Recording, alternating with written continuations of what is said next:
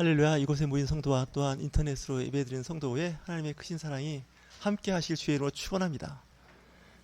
오늘 말씀은 하나님께 영광이라는 제목으로 은혜를 나누고자 합니다.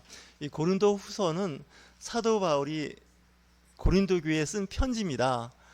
앞에 고린도 전서는 아마도 서기 54년 정도의 기록이 됐다고 하는 걸 봐서는 아마 예수님이 살아계셨으면 아마 50대 중반쯤 되셨을 때 사도 바울이 고린도 교회를 개척하고 그 교회를 세웠고 여러 번 방문을 했습니다. 방문했는데 이제 사도 바울은 한 자리에 머물지 않고 이곳저곳 이제 다니면서 이제 교회를 세우고 또 세워진 교회가 어떻게 잘 세워진 교회가 문제 없이 잘 지내고 있는지 이런 것을 좀 사람을 통해서 듣는 사람이었습니다.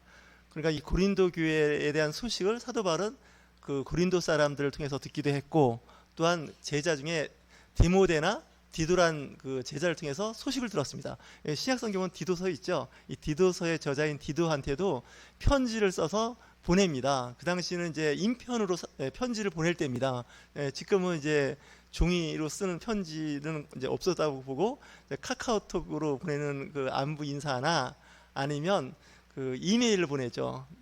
사실 요즘에 이메일도 잘 안 씁니다. 제가 어떤 활동을 할 때 이메일로 어르신들한테 편지를 보내면 안 보십니다. 요즘은 그 카카오톡으로 이게 그 문자 안부 인사 간단하게 하기도 하고 또 그림 편지도 쓰고 그러는데 보니까 요즘 사람들은 자기가 쓴 게 아니라 남이 쓴 거를 보내더라고요. 받아서 씁니다. 왜냐면 내용이 그다지 다를 바가 없으니까 내 마음을 담아서 그대로 보내는 겁니다. 가능하면 이게 손편지가 더 그 감동을 주죠.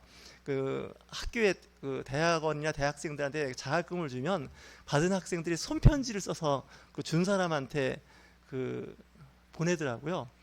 제가 그 중에 하나 편지를 지금도 갖고 있는데 그 장학금을 받은 그 학생이 손으로 글씨를 써서 고맙다고 해서 편지를 이렇게 그 봉투에 담아서 보냈는데 하도 오랜만에 그런 걸 보니까 신기한 거예요. 과거에는 그런 일들이 늘 있던 일들인데 지금은 그런 손편지라는 말이 흔하지가 않습니다. 그래서 국가 간에도 뭐 왕이 쓰거나 대통령이 쓰면 친서를 전달했다 그러지 않습니까? 그 친서가 뭐 여러 가지 뭐 형식은 있겠지만 정말 본인이 직접 펜을 들고 종이에다 써서 보낸다는 게 굉장히 큰 의미를 갖고 있다는 거 아니겠습니까? 특히 요즘 같이 이메일이나 카카오톡으로 문자를 보내는 그 일들은 늘 우리가 경험하지만 실질적으로 손으로 써서 하는 건 쉽지가 않습니다. 특히 글씨가 악필인 사람들은 글씨 쓴다는 자체가 아주 스트레스가 엄청 쌓이지 않습니까?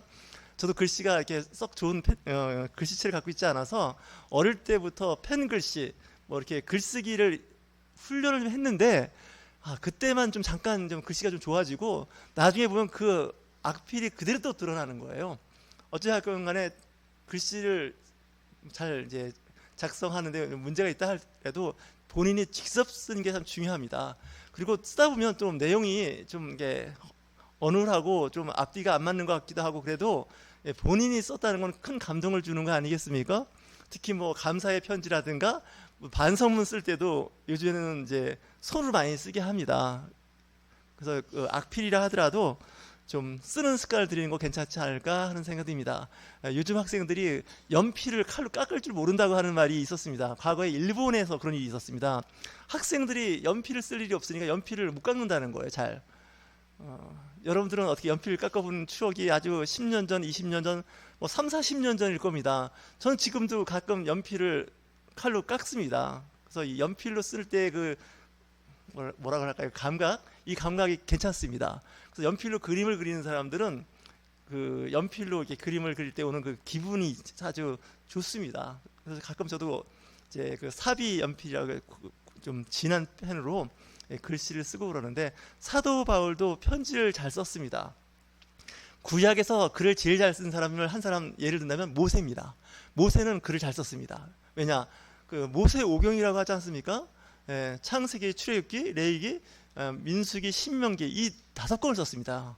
그러니까 그는 시간만 나면 글을 썼던 거예요. 그럼 신약에서 글을 제일 잘 쓴 사람은 누구냐? 사도 바울입니다. 그가 쓴 편지가 13통이 신약 성경에 기록됐습니다. 다시 해서 구약이나 신약에서 누가 위너냐? 글 잘 쓰는 사람입니다. 그러니까 여러분들도 글 쓰는 훈련을 한번 해보시면 좋은데 글 쓸 특별한 이유가 없으니까 이제 안 쓰다 보면 글 쓰는 실력이 점점 감소하죠. 저는 그래도 일주일에 한 번 주보를 만들기 때문에 늘 글 쓰는 훈련을 좀 하는 편입니다. 여러분들 주보 보실 때 어떻게 생각하고 보시는지 모르지만 이 주보를 보면 제가 글씨 숫자를 좀 맞추는 편입니다. 그래서 보시면 그 1, 2, 3 해가지고 글씨 숫자가 거의 비슷하게 제가 짝을 맞추고 있는 편인데 이게 기술입니다. 별거 아닌 것 같지만 뭐 내용의 문단 나누기를 나중에 생각을 하더라도 그 주어진 그 줄수와 그 문장을 잘 맞춘다는 게 쉽지는 않습니다. 특정 어떤 부분은 더 많이 쓸 수도 있고 어떤 부분은 적게 쓸 수도 있는데 이렇게 쓴다는 게 쉽지 않습니다. 제가 한 가지 자랑을 할 테니까 용서하십시오. 제가 그 우리 교단 신문에 글을 쓰지 않습니까? 한 달에 한 번씩 쓰는데 여러분들 별 관심 있게 보는 것 같지도 않습니다. 왜냐하면 뭐 댓글도 안 달리고 관심도 없는 것 같고 또 제가 또 유튜브를 해서 이렇게 글을 올리면 거기 장로님 한 분하고 권사님 한 분이 댓글을 다는 분이 계시는데 그 두 분이 우리 교회 교인이 아니라는 게 좀 걱정입니다. 그래서 제가 아내랑 오늘 오면서 그런 얘기도 했습니다. 한 권사님이 그 댓글을 아멘 다는데 어느 분이 그러더라고요. 혹시 사모님 아니냐고. 우리 아내는 그런 거 안 한다고 제가 그랬습니다. 그러니까 다른 교회에 있는 그 장로님, 대략 그래도 교회가 규모가 있는 분들은 이제 늘 이제 댓글을 달아주시는데 우리 교인들은 일단 보질 않는 것 같습니다. 왜냐하면 가끔 그 스트리밍을 이렇게 걸어놔도 거기 보면 조회수가 나오는데 특히 수요 저녁 예배는 2명도 안 보입니다. 그러니까 저 같으면 양심이 있어서 안 봐도 그냥 한번 클릭하고 한번 보는 척을 하고 나옵니다. 일단은 예의상. 근데 여러분들은 그런 건 예의도 없는 분들입니다. 이런 분들과 함께 목회한다는 건 저한테는 재앙입니다. 아주 관심이 별로 없습니다. 목사님 알아서 하세요. 목사님 교회니까 우리는 그냥 기본만 하고 살게. 뭐 이런 구조로 가고 이 신앙생활하는 공동체는 이 걱정되는 공동체입니다. 여러분들 가족들하고 지내는데 아들 딸이 엄마 아빠 집이고 엄마 거니까 청소도 안 하고 엄마가 알아서 하세요. 이런 구조하고 똑같습니다. 근데 우리가 하나님 앞에 대하는 그 자세도 참 중요한 부분이 아닌가 하는 생각이 듭니다. 사도 바울은 고린도 교회를 세워놓고 정말 마음고생 많이 한 교회가 이 고린도 교회입니다. 이 고린도전서 후서를 다 합치면 그 어떤 서신보다도 양이 많습니다. 그 얘기는 할 말이 많았던 거예요. 고린도 교회만 하면 정말 눈물이 날 정도였어요. 고린도전서를 눈물로 쓴 편지라고 할 정도입니다. 그래서 얼마나 그 사도 바울이 그 고린도 교회를 사랑했고 또 그 교회에 대한 관심이 많았는지를 알 수가 있는데 오늘 고린도 후서 4장에 나오는 말씀은 이 고린도 후서는 자기 변호하는 말이 많습니다. 사도권에 대한 방어하는 말이 많았습니다. 그래서 그 고린도 교회를 떠나서 소식을 들어보니까 좋은 소식이 별로 없어요. 나쁜 소식이 많아요. 그래서 그것에 대해서 잘 쓴 게 고린도전서입니다. 제가 하는 얘기가 있습니다. 초대교회로 돌아가자, 처음의 믿음, 처음의 신앙 공동체를 회복하자. 제가 보기에는 회복할 필요가 없습니다. 그때나 지금이나 교회는 문제가 많습니다. 여러분 교회가 왜 완벽하지 않고 저렇게 문제가 많으냐, 특히 뉴스에 나오는 그 교회의 이야기를 들을 때마다 정말 교회가 정말 걱정스럽다. 아마 사도 바울도 지금 한국 교회를 보면 편지를 썼을 겁니다. 그 편지의 내용이 어떨까요? 볼 것도 없습니다. 고린도 전서와 고린도 후서를 읽어보시면 한국 교회를 알 수가 있습니다. 그래서 성경은 세월이 지나도 계속 그 진리로서 그 말씀의 기능을 할 수밖에 없는 거가 100년 전이나 1000년 전이나 2000년 전이나 지금이나 앞으로 1000년, 2000년 후에도 상황은 다를 게 없습니다. 다시 얘기해서 교회는 문제가 많습니다. 어떤 분은 그러죠. 왜 이렇게 교회가 문제가 많습니까? 다른 어떤 곳보다 교회는 문제가 없어야 되지 않겠습니까? 하는데 저는 그 말에 대해서 의미 부여를 안 합니다. 교회는 문제가 있습니다. 특히 지상교회는 문제가 없다는 게 좀 이상한 겁니다. 문제가 있는 겁니다. 근데 문제가 너무 심각하지만 않으면 되는 거죠. 좀 그 리더들은 이걸 잘 하셔야 됩니다. 갈등이라든가 문제가 없도록 예방하는 능력이 있으셔야 됩니다. 설사 그런 일이 있다 할지라도 좀 그것을 완화시킬 수 있는 능력이 있어야 됩니다. 그래서 갈등을 조장하거나 갈등을 강화시키는 리더는 좋은 리더가 아닙니다. 그래서 갈등을 예방할 수 있는 일이 무엇인가 할 때 특히 언어 선택을 잘 하셔야 됩니다. 나보다 상대방을 낮게 여기는 자세로 이야기를 하면 어느 공동체나 괜찮은데 상대방을 무시하는 언어나 상대방을 이렇게 아래로 두고 하는 말을 하면 그건 관계를 망가뜨리겠다고 작정을 한 겁니다. 특히 교회는 그런 부분에 대해서 존중하고 인정해야 됩니다. 그런데 상대방의 장점을 가지고 칭찬하기보다는 상대방의 약점이나 잘못된 점을 지적을 잘하는 일 때문에 서로 이제 감정이 상하는 경우가 있는데, 특히 저 같은 사람이 조심을 해야 됩니다. 목회자 입장에서는 그런 것이 잘 보입니다. 사실은 보이기 때문에 이런저런 지적을 하고 싶은데, 저도 말을 굉장히 조심합니다. 제가 이제 100마디 정도 하고 싶은데 한 10%, 10마디 정도를 하는데, 그것도 사람들이 저보고 뭐라 하면 말이 많다 그럽니다. 목사님 말이 많다고. 100이란 얘기를 해야 되는데 10을 얘기하는데도 그게 말이 많다는 거예요. 그러니까 다시 얘기해서 100에서 한 2가지 정도만 얘기해야 될 것 같아요. 98은 얘기하면 안 됩니다. 그 하고 싶은 말을 다 한다는 건 정말 그건 굉장히 위험한 겁니다. 가족들끼리도 마찬가지입니다. 부모와 자녀들끼리도 할 말이 많습니다. 왜 말이 없겠습니까? 자식들한테 하고 싶은 말이 노트에다 적어놓고 그냥 말을 안 하는 게 낫지 많습니다. 근데 말을 하면 할수록 어떻게 돼요? 관계는 나빠진다는 게 문제입니다. 좋은 말을 했는데 이제 반응은 이제 나쁘게 반응하는 거죠. 이 고린도 교회가 그 모양입니다. 좋은 말로 타일렀더니 나중에 듣고 보니, 또 온 그 이야기를 듣고 보니 어떤 얘기가 있더니, 사도 바울 자기가 세운 교회고 자기가 정말 눈물로 쓴 편지로 그들의 삶을 좀 이렇게 만져줬더니 당신 사도 맞아? 이런 식으로 나온 거예요. 대드는 사람들이 많았던 거예요. 심지어는 그 사도 바울의 신학, 목회에 대한 불만을 가진 사람들이 많았던 거예요. 그것을 쓴 편지가 고린도 후서입니다. 한번 집에 가셔서 한번 천천히 한번 읽어보십시오. 얼마나 사도 바울이 스트레스가 심했는지. 아마 자다가도 고린도 교회 얘기만 들으면 잠이 싹 달아날 정도입니다. 예배소 교회, 빌립보 교회, 데살로니가 교회도 있고 다 있잖아요. 성경에 나오는 우리 그 복음서에 그 많은 편지에 나오는, 서신에 나오는 그 주인공이 되는 교회들보다 고린도 교회만 얘기가 나면 밤에 그냥 벌떡 일어나서 잠이 안 오는 그런 교회가 이 고린도 교회. 그렇게 문제가 많았던 거예요. 다시 얘기해서 고린도 교회는 또한 대형 교회입니다. 작은 교회가 아닙니다. 굉장히 큰 교회였기 때문에 큰 교회일수록 뭐가 많아요? 문제와 갈등이 많습니다. 작은 교회 목회는 사실 쉬운 것인지도 모릅니다. 이 대형 교회를 목회하는 건 굉장히 쉽지 않습니다. 세상 말로 하면 별별 사람이 다 모인 곳이 대형 교회입니다. 물론 대형 교회나 메가처치하고 초대형 교회가 주는 메리트가 있습니다. 좋은 점이 분명히 있습니다. 임명성을 보호받기 때문에 나름대로 신앙생활하기는 좋지만, 또 한편 리더들은 굉장한 스트레스를 받습니다. 주로 보고되는 것이 좋은 보고보다는 안 좋은 보고가 위까지 올라옵니다. 그렇지 않습니까? 칭찬하고 좋은 일들은 거의 보고 안 합니다. 그건 당연한 거고, 잘못된 보고는 다 위까지 올라오는데 별별 일이 다 일어나는 거예요. 근데 작은 교회는 별로 이렇게 그런 일이 많지 않습니다. 일단 임명성을 보호받고자 하는 사람들은 작은 교회 못 다니십니다. 왜냐? 숨어서 다녀야 되는데 어떻게 작은 교회에 숨어서 다닙니까? 그렇지 않습니까? 저도 큰 메가처치를 출석을 해본 적이 있는데, 이 메가처치의 장점은 익명성을 보호받는다는 거예요. 존재를 몰라요. 헌금을 얼마를 하는지, 교회를 출석을 제대로 하는지, 뭐 바깥에 하나 가서 무슨 나쁜 짓을 하고 다니는지, 심지어는 교회에서 어떤 일을 잘 알 수가 없어요. 그 재미로 다니는지도 모릅니다. 근데 작은 교회는 말하지 않아도 손바닥 손금 보듯이 보고 있습니다. 여러분들의 지갑을 투명 유리갑처럼, 유리지갑처럼 보고 있는 데가 작은 교회들입니다. 그러다 보니까 스트레스가 심한 거죠. 그러다 보니까 어떻게 보면 문제가 없다면 더 없을 수가 있습니다. 아니까. 근데 모르는 데는 그 안에서 별별 일이 다 일어날 수밖에 없는 구조입니다. 그래서 교회가 왜 이렇게 문제가 많으냐? 문제가 있으면 그건 정상입니다.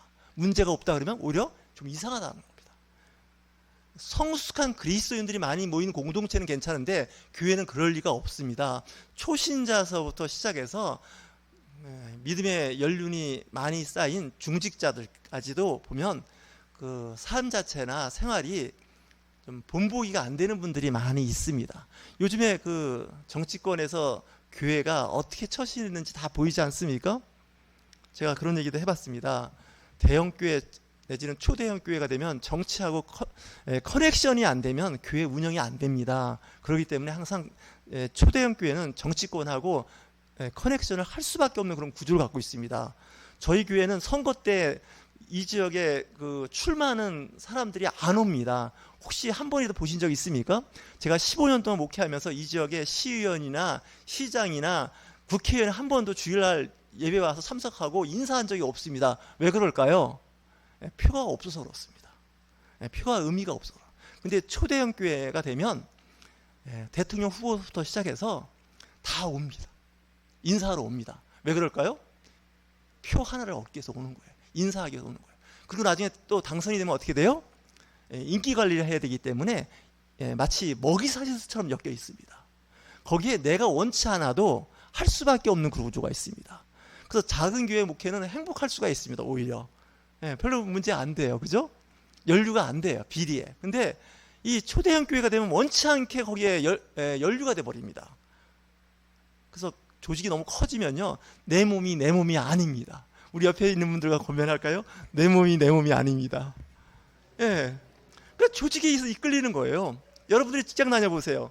직장 다니면 내 몸입니까? 그 직장에 내가 얽매이는 거예요. 월급이라는 그 보수에 의해서 내가 시간이 거기에 저당 잡힌 거예요. 물리적으로 저당이 잡힌 거예요. 서비스를 해야 돼요. 그건 사회적 계약입니다. 그거 지키셔야 됩니다. 그래서 사실 좀 제가 보기에는 이렇게 멀리서 보긴 하지만 좀 불쌍하다라는 생각이 듭니다. 그나저나 새끼 먹고 사는 건 똑같습니다. 기본적인 생활을 합니다. 근데 스트레스가 엄청나게 심한 겁니다. 조직의 몸이 되면, 그 공동체의 몸이 되면 내 의지나 자유는 없습니다. 싫어도 그냥 따라가는 겁니다. 그럴 때 우리 그리스도인들이 어떻게 처신하고 어떻게 살아야 할 것인지를 좀 잘 보셔야 됩니다. 사도 바울도 마찬가지입니다. 교회를 여러 개 교회를 이제 개척하고 그 교회를 계속 안부를 묻고 상황을 이렇게 들어보면 정말 걱정이 되는 거예요. 그냥 몰라라 할 수가 없는 거예요. 알아서 하시겠지요. 뭐 알아서 하세요. 이게 아니라 그 교회에 대한 그 애정 때문에 늘 이렇게 편지를 써서 그 권면을 하는 거예요. 특별히 어떤 문제가 있었냐면 초대교회는 고난이 있었습니다. 어려움이 있었습니다. 그때만 해도 이 기독교는 인정받지 못하던 그런 구조다 보니까 엄청난 그 핍박을 받았습니다. 기득권들로부터. 그러다 보니까 사람들이 신앙 공동체로부터 멀어졌습니다. 이제 교회 안 나가요. 나가고 싶지만 가족이 반대해요. 남편이 반대해요. 시어머니가 반대해요. 뭐 이런 구조예요. 그리고 직장 상사가 나하고 종교가 다른데 내가 교회 다니는 걸 굉장히 싫어합니다.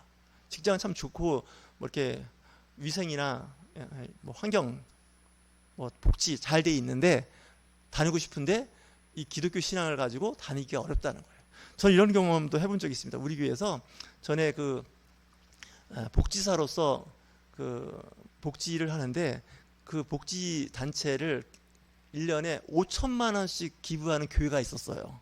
꽤 큰 돈입니다. 1년에 5천만 원씩 어떤 복지대단에 이제 그 후원을 하는데 단 이제 조건이 뭐냐면 그 교회 그 복지 단체에 크리스찬이나 아니면 크리스찬으로서의 어떤 역할을 하고 싶어하는 사람들은 자기 교회 출석하는 걸 원하는 거예요. 무슨 얘기인지 아시죠?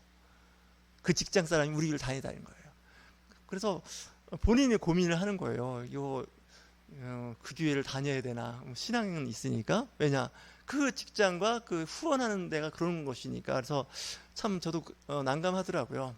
그럼 그 교회 다니시라고 그렇게 이제 권면하기도 그렇고 아니라고 잘 믿음 지켜서 이 작은 공동체의 일원으로서 한번 같이 했으면 좋겠다 이런 문제가 있는데 저는 그래서 이런 생각을 해봤어요.